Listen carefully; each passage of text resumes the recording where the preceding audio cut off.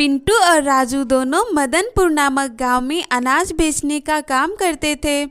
पिंटू स्वभाव से जितना लालची और कंजूस था, राजू स्वभाव से उतना ही दयालु और ईमानदार था। राजू के पास भले पैसे नहीं होते थे, लेकिन वह दूसरों की मदद कर दिया करता था। इस पर उसका दोस्त पिंटू कहा, क्यों रे राजू, तूने उस गरीब भिखारी को मुफ्त में अनाज क्यों दे दिए? तेरे पास तो कुछ बचता नहीं है, लेकिन तू मुफ्त में अनाज बांटता फिरता है। मुझे तो तुझ पर हंसी आती है भाई। पता नहीं ऐसे दान करता है जैसे तेरे पास कुबेर का खजाना हो। मुझे देख, मैं 1 रुपए की चीज़ भी किसी को उधार नहीं देता।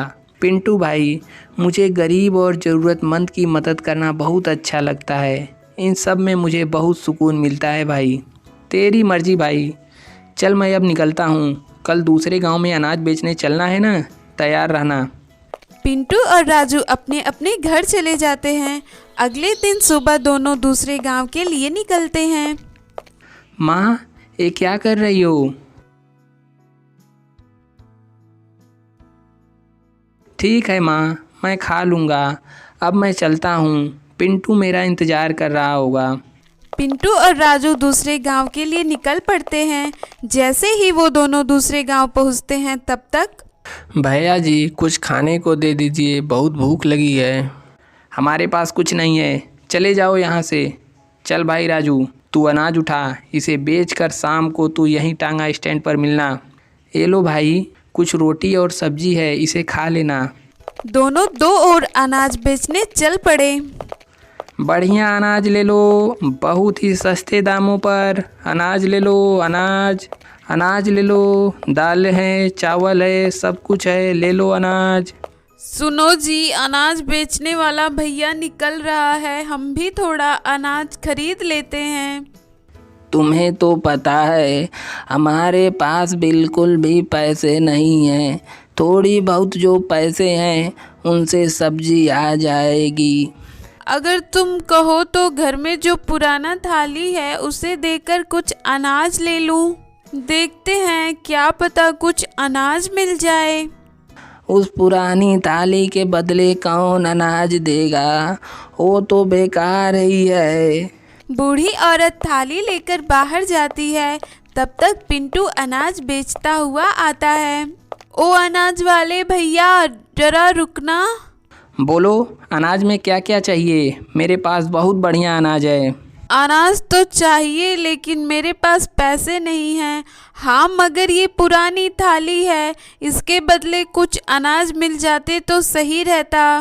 पिंटू थाली लेकर देखता है तो वह थाली सोने की होती है। अरे, ये तो सोने की थाली है। अगर मैं इसे अभी लेने को कहूँगा तो बुढ़िया को शक हो जाएगा।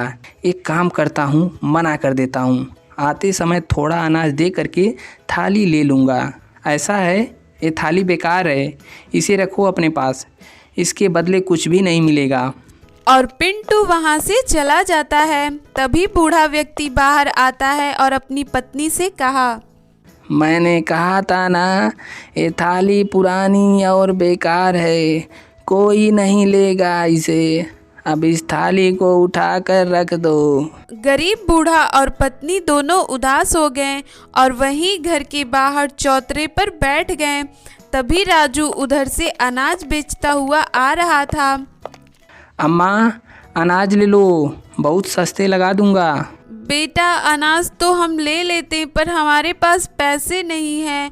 बस ये पुरानी थाली है, इसके बदले तुम मुझे थोड़ा अनाज दे सकते हो तो दे दो। अरे अम्मा, तुम अभी वैसे ही अनाज रख लो, मैं तुमसे बाद में पैसे ले लूँगा। फिर भी बेटा, ये थाली तुम रख लो।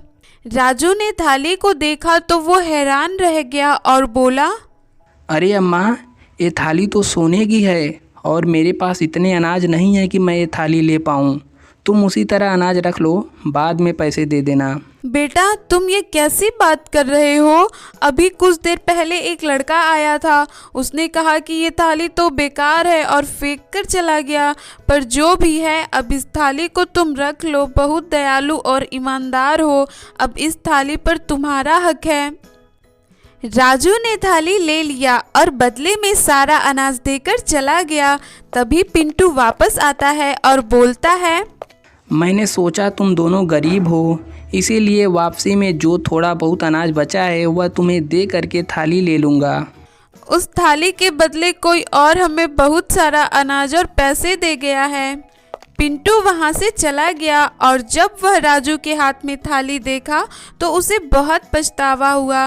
राजू को आज उसकी ईमानदारी का फल मिल गया। यदि कहानी पसंद आई हो तो वीडियो को लाइक करें और चैनल को भी सब्सक्राइब कर लें और घंटे के निशान को दबाना बिल्कुल भी ना भूलें।